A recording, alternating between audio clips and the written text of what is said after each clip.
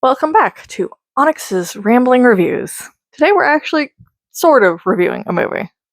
Well, not a movie, but we're talking about my top 10 of 2025 and my bottom 5 of 2025. I honestly didn't watch enough bad movies to have a bottom 10, and one of them didn't actually come out in 2025, but I did watch it in 2025, so it's going to go on the list. So we're going to start with the bottom 5. Then we'll go into a couple honorable mentions for my top 10, and then we'll do the top 10. Ready? Let's go. For our worst 5, number 5 was Flight Risk. It just wasn't what I expected it to be. Later on in 2025, I watched Fight or Flight, and honestly, that's what I had expected Flight Risk to be. And it's it's sort of a fine movie. It could be better. It could be a lot worse though. But it wasn't what I wanted it to be, and it wasn't super great overall. That's why it's my number 5. And number 4 for my worst, Materialists. I'm not a romance person. I'm not really big on rom-coms I can like if it's more comedy than romance, but that's not the point here. The point is, I knew very early on in that movie who she was going to end up with, and I just kind of hated all of the characters. They were all jerks. They just very much rich people being rich people, and that is not my vibe. At least in a modern setting. I can accept it in a fantasy setting because that makes more sense to me. But I don't want to see a movie about a rich person being a rich person. Number 3, the one movie that didn't come out in 2025, but I watched in 2025. Catnado. I love the Sharknado movies. Unironically.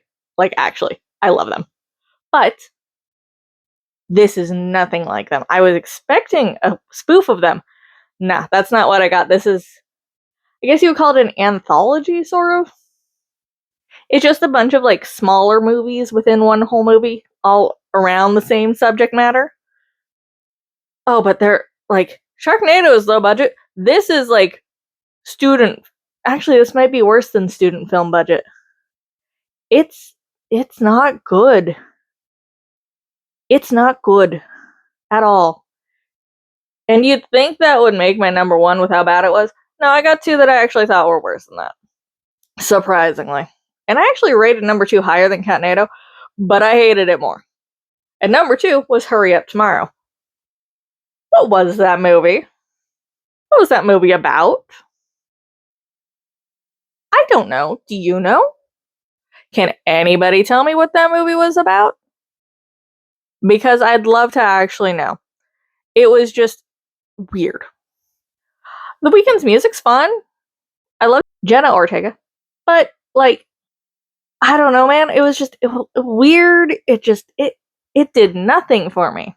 But it's still not as bad as my number 1. My number 1 worst movie for 2025 was Disney's live-action remake of Snow White. That movie is an atrocity, and honestly, it should be a war crime. That's how bad it was. Everything that they tried to change just made it worse. And what? Her dress looks like it came from Spirit Halloween. That's how cheap it looked.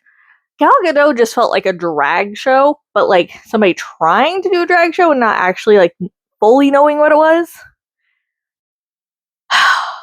And they're oh, we're not gonna wake her with a kiss from a prince. They still woke her with a kiss from a dude. He just wasn't a prince. And I'm you could have just made him a prince. That wouldn't have changed anything. And then there's the atrocity that was the dwarves. And that is a whole other rant. I despise this movie. But I actually did like Rachel Zegler. She was the one redeeming quality for that movie. Her voice is beautiful, and she's fun to watch. I felt so bad for her that she had to deal with this and all the backlash. But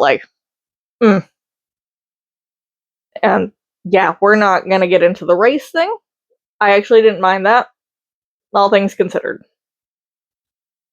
So those are my top 5 worst movies of 2025. let's get on to the good ones that I watched. Starting with, we have 4 honorable mentions. Starting with Weapons. I like this movie.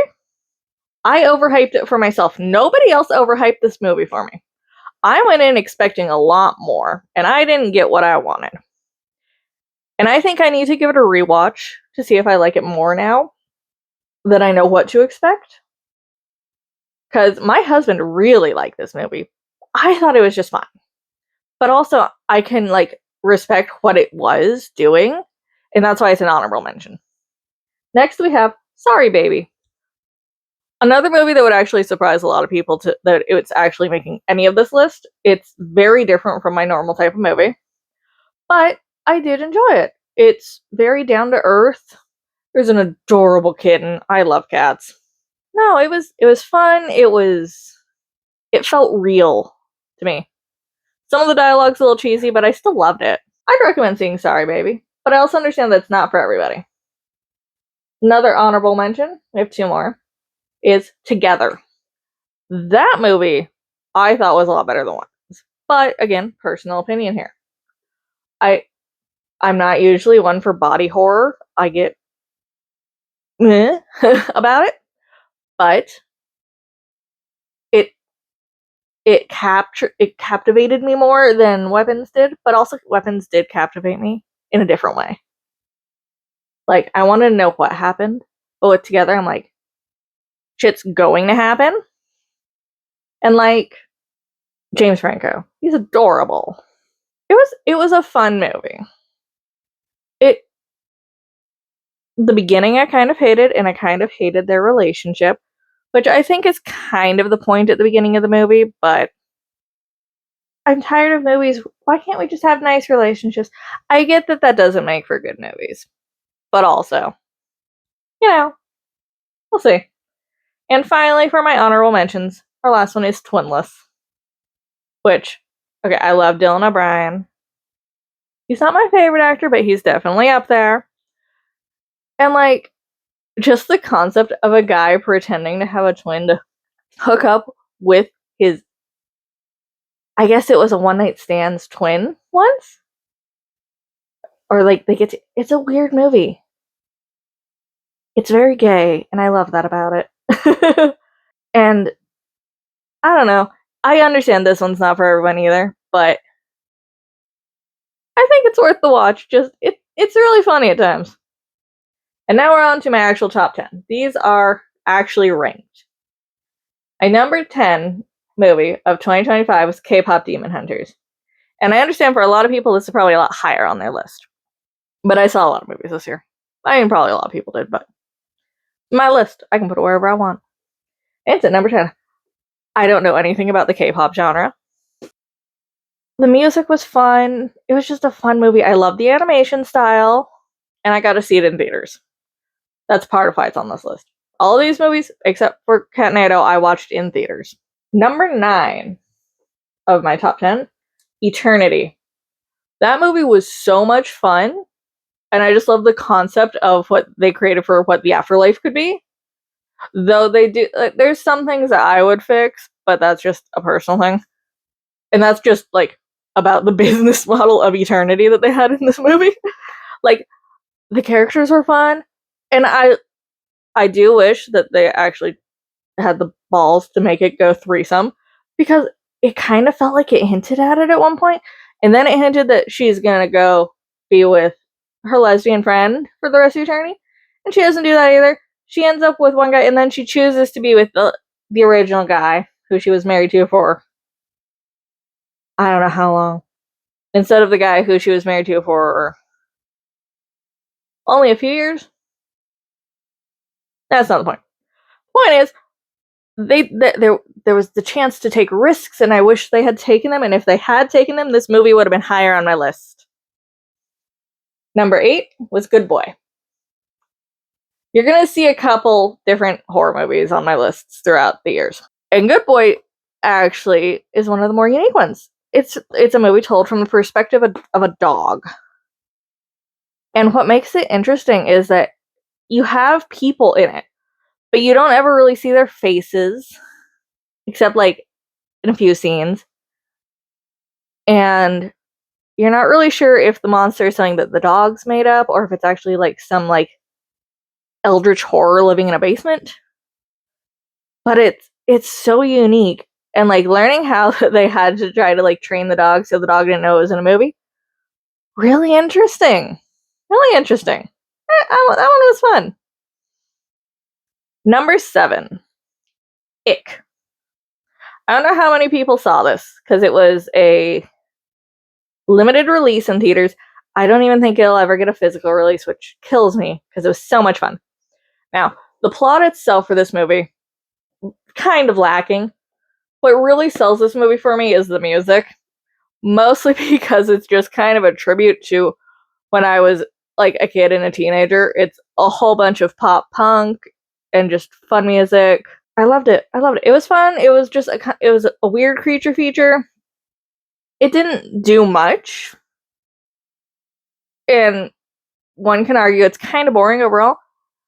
I still had fun with it, and that's what matters to me. Is if I had fun with the movie, it goes on the list, depending on how much fun I had with other movies. And number 6, I don't like war movies. I don't like glorifying war. I don't think we should, but I also understand why we have movies dedicated to wars in the past, because we also don't want to forget what happened. So number 6 is actually Warfare. Part of this is because one of my favorite actors of all time is in it. It has 2 of my favorite actors in it. One of them is my all-time favorite actor right now. It has Joseph Quinn and Will Poulter. Will Poulter, oh, he kills it in this movie. And like the fact that they actually brought on the vets who were part of the mission that this movie is about, the fact that they had the vets on site to help like get all of the details more or less accurate is just a tribute to the vets themselves. And honestly, I think that movie could be up for sound editing. Oh, sound was great. They did brilliantly with it. Oh, I actually enjoyed it a lot more than I thought. And I've actually been recommending it to more people than I expected I would. Number 5, Bring Her Back. This movie's messed up. Like, there's some scenes that I will rewatch this movie. I definitely will. I still will never be able to watch certain scenes in this because they're just that effed up. But the plot's really interesting. The villain in it, oh, she's brilliant. You hate her from the beginning, honestly. And that's what makes a good villain, is when they write the characters so well that you hate them, and they're acted in a way that you hate them. But you don't hate the actor, you hate the character. Oh, so good. So good. And so messed up. So messed up. Number 4, the live action remake of How to Train Your Dragon. I hated the Snow White live action remake. But Universal DreamWorks? They pulled it out of the they threw it out of the park with How to Train Your Dragon. Oh, gorgeous. It looked so good. Mason Thames was brilliant in the role of Hiccup. Gerard Butler reprising his role as Stoic. Perfect. Like, actually, because like he knows the character. So he can bring what he knows from voicing the character in the animated films to the live action version. And that just makes the character feel more there. It gives him more depth. I love this movie. It's beautiful. I was worried because Disney's live action remakes have not been doing well. Lilo and Stitch was okay, but now for my top 3. Number 3, Frankenstein. Guillermo del Toro's Frankenstein. I probably butchered that name, but the movie itself was gorgeous, except for that weird feather thing that Mia Goth wore at one point, where she just has 2 feathers like on the side of her head. That looks really weird, and I didn't like that. That's like my one big complaint about this movie. I did not like the feather thing, but I loved her performance, and Oscar Isaac's brilliant in the role. And Jacob Elordi as the monster, the creature, whatever you prefer to refer to it as, him as. I guess in this case, in reference to the monster, you could say it. But it feels wrong calling Jacob Elordi it. So, we're going to go with him. And I like the fact that it's told from the two perspectives. The first half is told from Dr. Frankenstein's perspective, and then the second act is told from the monster's perspective. And you see how the monster came to be what he was through his perspective, and somewhat how he got there through Oscar Isaac's, or Dr. Frankenstein's perspective. It was beautiful. I saw this one in theaters too. It also got the limited release there. Del Toro is just a masterful director. I will watch anything he does. Number 2. New Superman. I recently saw the 1978 Superman, so I have something to compare this to. And I definitely like the 2025 a little more. Nicholas Hoult as Lex Luthor. Oh, peak casting choice. Peak. And honestly, I can't remember the actor's name who plays Superman. But, oh, he's brilliant. He feels so homegrown. He feels so just kind. And, like, he truly understands, like, the humanity that Superman fights for. It was really good. I really liked it. I saw this movie twice, actually. That's how much, in theaters twice. That's how much I liked it. But I did see my number 1 movie 3 times in theaters. And I would have seen it more had my husband let me. My number 1 movie of 2025. Put your bets in the comments on what you think it might be. It was Sinners. Oh my god. Okay, so when I first saw this, I knew Michael B. Jordan was in it. He did so well at playing the twins that I legitimately thought it was 2 separate actors at first. Until I saw the credits and I'm like, holy shit. That man deserves to win Best Actor just for that role alone. It was amazing. The music, oh, so good. And, like, honestly, even without the vampire subplot, I'd still love this movie. It just, but vampires are definitely my thing. Got my Lost Boys shirt on. So, this movie wins my number 1 because I do love a period piece, and this has that.